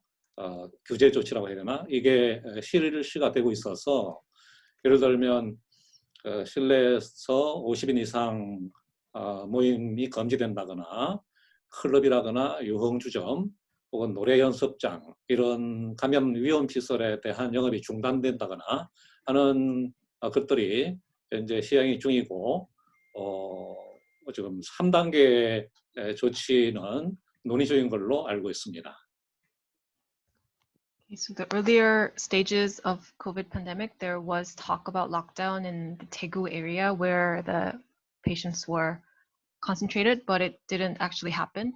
And recently, there's another explosion of pandemic. So we are going through 2.5 stage of regulations or a type of lockdown, I guess. For instance, we cannot gather 50 or more people can't gather inside, and clubs, bars, karaoke's, and these facilities of danger have to close down for a while. These kinds of regulations are currently happening. And about the third degree regulation, it's under discussion. And so how did the owners of these businesses, these clubs, these bars, how do they continue to live when their club is closed down? 이런 사업장들이 클럽 같은 경우에 이제 그러니까 영업을 중단해야 하는 경우에 어떻게 생존할 수 있냐고 물어보셨습니다. 예, 그런데 잠깐만요. 그 채팅창에 고 카피님께서 그 한국의 경우는 3단계까지만 아마 규제라고 이거 표현하였던 것 같아요. 3단계까지만 설정되어 있고 그 이후로 가는 경우가 락다운이라고 부른다라고 용어를 좀 더 엄밀히 사용하는 것 같은데 이런 의미로 락다운을 쓰는 건가요? So the person at the chat section, Kapiko, she explained that there is only a 1, 2, 3 level of regulations in Korea, and to be explicit, after the third degree is called lockdown. Mm-hmm. She explained, yeah.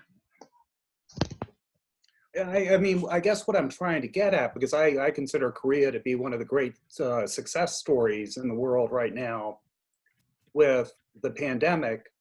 And so what is the nature of the Korean assemblage and how it's responded to the pandemic compared to the nature of the United States assemblage? And so I understand that Korea has done aggressive testing for cases. You have tests available to you that give very quick results.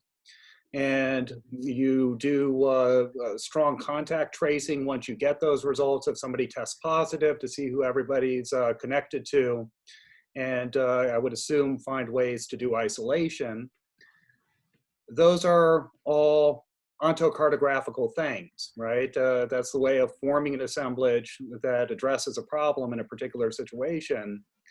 And I would imagine that throughout the country, tests have been widely available and well distributed to the places that need them.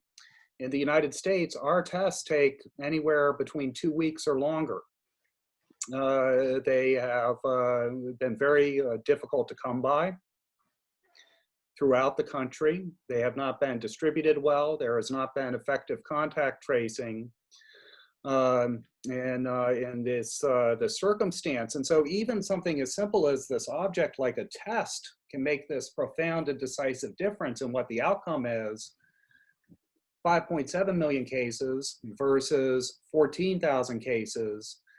How those things are distributed makes a tremendous difference in this case. And then when you place on top of all of that, we don't have a strong social safety net. And so when earlier we went under lockdown, people were suddenly out of work and they weren't getting a paycheck. The government gave them $1,200, which is nothing in the United States to be able to live in, on a one-time check. People lost their jobs. And so in circumstances like that, when they were facing being kicked out of their homes, losing their homes, starving, and all of these sorts of things, they became desperate to return to work at any costs. And they began to deny the reality of the disease and all of these sorts of things. And they went out and it spread like wildfire. Very different kind of assemblage that wasn't thought through by those in charge and those in power. Certain things like tying healthcare to a job. In the United States, to get healthcare, you have to have a job to get coverage for your health. Certain things like whether or not the government is going to provide money to businesses and people when they're out of work in circumstances like that are a big part of what has led to this situation in the United States. There was a failure to understand the nature of the assemblage and how to respond to it in that situation. 결국은 제가 묻고 싶은 것은 한국을 어떤 성공 사례로 보기 때문인데요.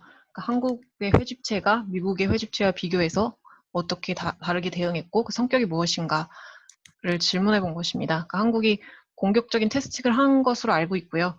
그러니까 테스팅이 대체로 어디서나 가능하고 결과를 또 빨리 알 수 있고 또 확진이 되면 접촉자 추적을 효율적으로 하고 그래서 고립될 수 있게 하고요. 이런 것들이 모두 존재 지도학적인 문제들이고 회집체를 형성하는 방식이라고 생각합니다. 그런데 미국 같은 경우는 이제 테스트를 하는데 최소 2주가 걸리고요. 그 테스트 현장 자체가 잘 분배되어 있지 않고 접촉자 추적도 잘 안 되고 있습니다. 그러니까 이렇게 테스팅처럼 단순한 것도 큰 차이를 만들어내는 것입니다. 그리고 이 모든 것이 그 사회적 안전망이 강력하지 않았기 때문에 락다운에 들어갔을 때 사람들이 직업이 없어지고 소득이 없으니까 정부에서 개인당 12,000달러씩을 주긴 했지만요. 미국에서는 살 수가 없는 수준의 금액입니다. 이런 상황에서 이제 퇴거당하거나 집을 빼앗기고 또 굶주리고 그래서 어떻게든 직장에 돌아가려고 하고 그러다 보니 질병이라는 이 현실을 부정하는 사람들이 늘어나고 마치 산불처럼 퍼지게 된 것입니다. 또 건강보험이 있으려면 직장을 반드시 가져야 하고 또 정부가 사업체들과 개인들에게 자금을 지원할 것인가 아닌가 뭐 이런 문제들도 있고요. 그러니까 결국 이 회집체를 이해하는 데 실패했다고밖에 볼 수 없을 것 같습니다. Yeah, and I mean, just look at the difference because of these two different ways of mapping and assemblages. In the United States, nearly 2% of our population, somebody might make the argument and say, okay, the United States has about 386 million people.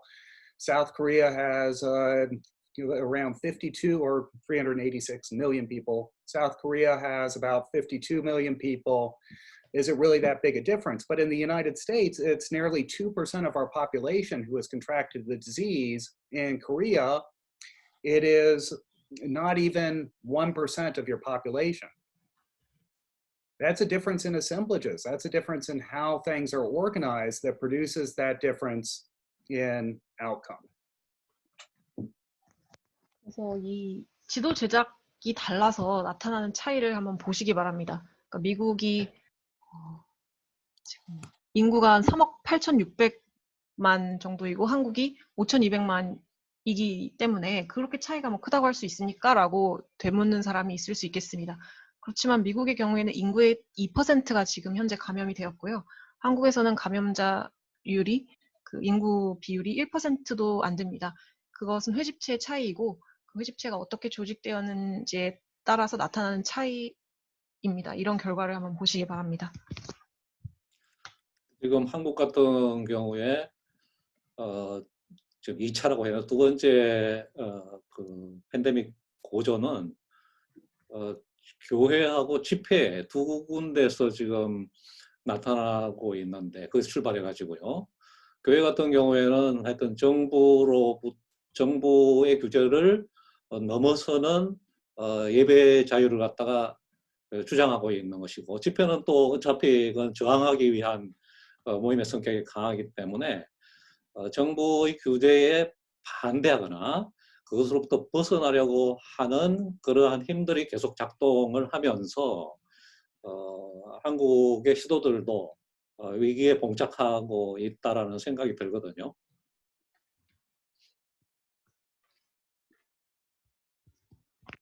The case of Korea, the second explosion is due to the churches and these demonstrations.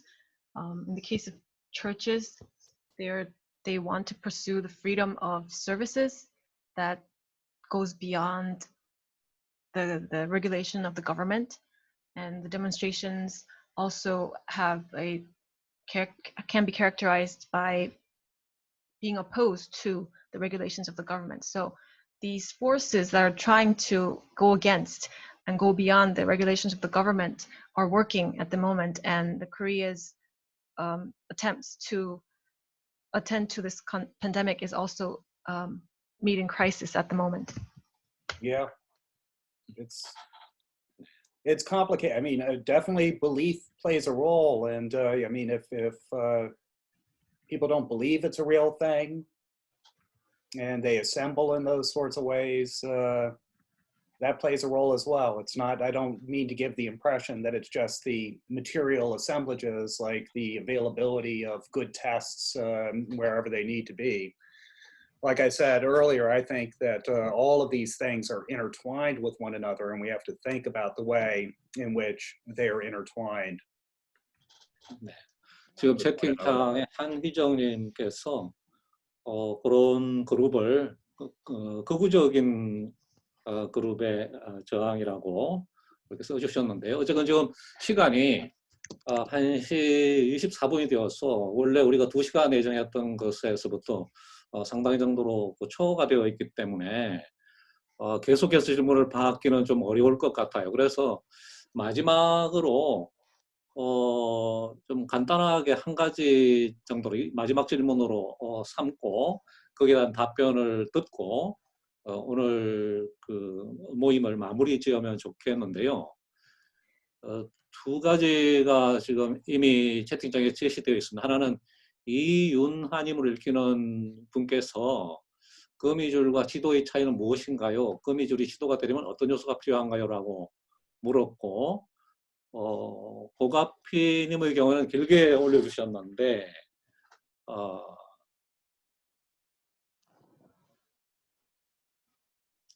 한국이 거의 다시 유행으로 들어가는 단계인데, 그런 의미에서 객체지향 존재론으로 간다면 현재 말씀하시는 것은 교수님이 사회생태적 관점에서 보는 것이라면 객체지향 존재론에서는 바이러스에 대한 우리의 인식 자체가 달라지는 것을 기대해 볼 수 있지 않을까요?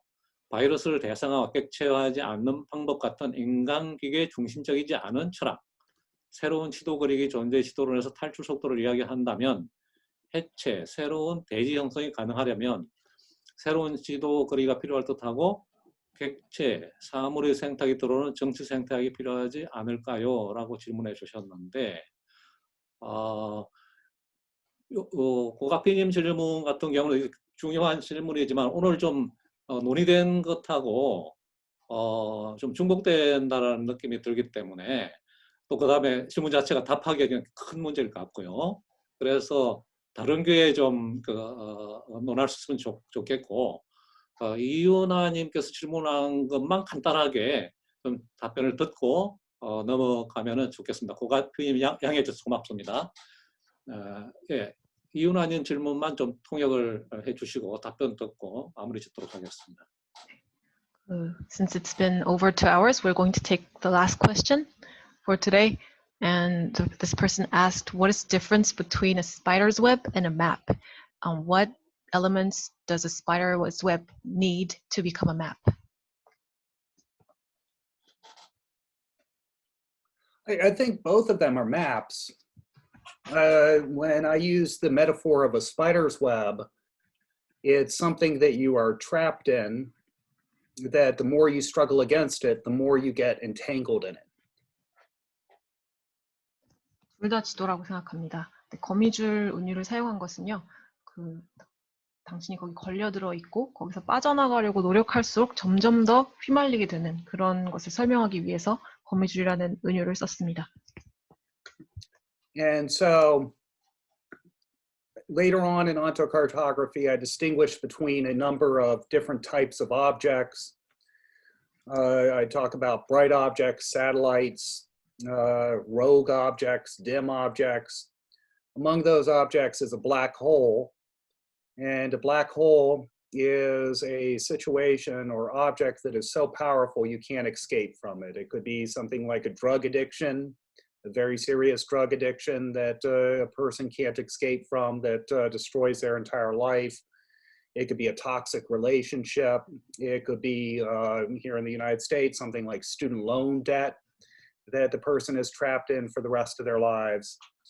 And one of the central questions with mapping many assemblages is the question of, are we trapped in a black hole in this particular case from which we won't be able to escape? Or are we in an assemblage where it is possible to devise ways to escape from that assemblage? Let's hope we're not in a black hole. 네, 그러므로 존재지도학 뒷부분에서 저는 객체들을 이제 분류를 합니다. 밝은 객체, 희미한 객체, 불량 객체, 위성 객체, 그리고 블랙홀이 있습니다. 블랙홀은 너무 강력해서 우리가 벗어나지 못하는 그런 것들을 말합니다. 예를 들어서 마약 중독이나 어떤 굉장히 유해한 관계라든지 또는 평생 우리를 속박하는 학자금 대출 같은 것들이 있을 수 있겠습니다. 그러므로 회집체 지도를 그리면서 우리가 블랙홀에 잡혀 있는가, 우리가 여기서 나갈 수 있는 것인가, 그러니까 이 회집체는 우리가 나갈 방법을 고안하는 게 가능한 회집체인가 라는 것을 생각해 보는 것이 필요하다고 봅니다. 우리가 블랙홀 속에 있는 것이 아니기를 바랍니다.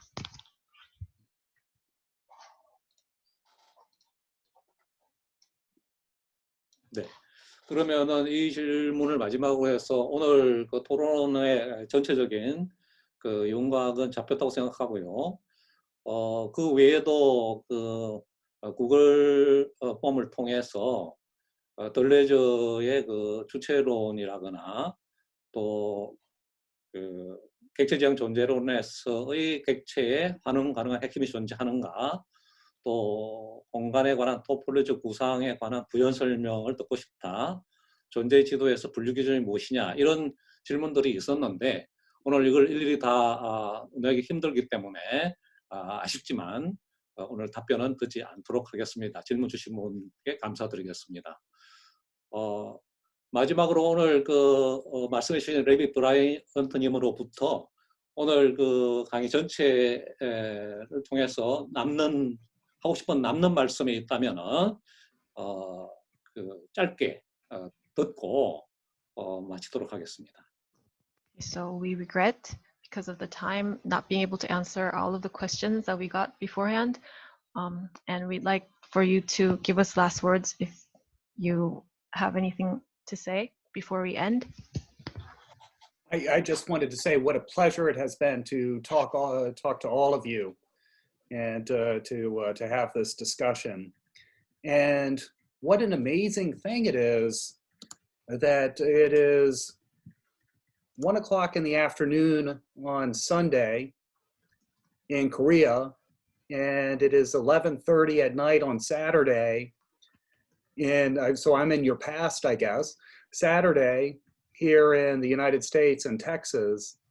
and that we've been able to have this discussion. It's truly an amazing thing. And I hope that I will be able to come back and to talk to all of you when the translation of the Democracy of Objects is complete, and we'll be able to continue this discussion. 여러분과 이야기할 수 있어서 정말로 즐거웠고요. 이 토론이 얼마나 즐거웠는지를 말씀드리고 싶습니다. 그리고 얼마나 놀라운 일인지요. 제 한국에 계신 여러분은 일요일 오후 1시이고 저는 여기 미국 텍사스에서 토요일 밤 11시 30분에 제가 여러분의 과거에 있는 셈인데요. 우리가 이렇게 다른 시간대 속에서 이 토론을 가질 수 있다는 것이 정말로 경이롭습니다. 그리고 객체들의 민주주의라는 책의 이제 번역이 끝내서 출간이 되면 다시 만나서 토론을 이어갈 수 있기를 바랍니다. 예, 객체들의 민주주의는 이 책 존재의 이도를 번역하신 김효진 님이 이미 준비를 시작했기 때문에 머지 않은 시간에 여러분들과 만날 수 있으리라고 기대를 합니다. 오늘 이 자리에 100여 분이 넘는 분들이 참가해 주셨고 지금 현재도 70여 분이 참가하고 계신데요. 긴 시간 동안 진지하게 말씀과 또 채팅창 또 그 전의 구글 메일 소통을 통해서 질문이라거나 아이디어라거나 여러 가지 것들을 보태주신 분들께 감사드립니다. 특히 고가피님도 쓰고 있지만은 통역해 주신 김정현님에게 감사드리고요. 그리고 무엇보다도 오늘 강의를 위해서 특별한 강연문을 별도로 준비해 주시고 2시간이 넘는 동안 열정적으로 발제와 질의응답에 응해 주신 레비 브라이언트님에게 우리 모두 함께 소리는 잘 들리지 모르겠지만은 박수로서 감사를 표현하면 좋겠습니다. 예. 감사합니다. Thank you. Yes, he has thanked everyone for their contribution to you, and thank you very much. Have a great day. 좋은 하루 보내십시오. 예. 그리고 오늘 채팅창에 되게 중요한 주장들이 많이 제기가 되었기 때문에 채팅창을 김정현께서 좀 저장을 해주시면은 좋을 것 같아요. 네, 저장하겠습니다. 네, 네. 그러면 오늘 이것으로서 존재의 지도 출간을 기념하는 레비 브라이언트님의 강연을 모두 마치도록 하겠습니다. 네, 전부 감사드립니다. 감사합니다. 네. 브라이언트님이 한국어판을 들어서 보여주셨습니다. Okay, now we will end today's session to celebrate the Korean edition of On to Cartography. Thank you very much. 감사합니다. All right. Well, feel free to send me any other questions. I'm not always so quick to answer in difficult circumstances, but I do welcome them. 상황이 어려워서 빨리 답변하기 어렵지만 질문 있으면 언제든지 보내달라고 하십니다. 네. 예, 감사합니다. 감사합니다. 객체들의 민주주의 또 강연 때 다시 만나 뵙도록 하겠습니다. 예, 감사합니다. 감사합니다. 안녕히 계세요.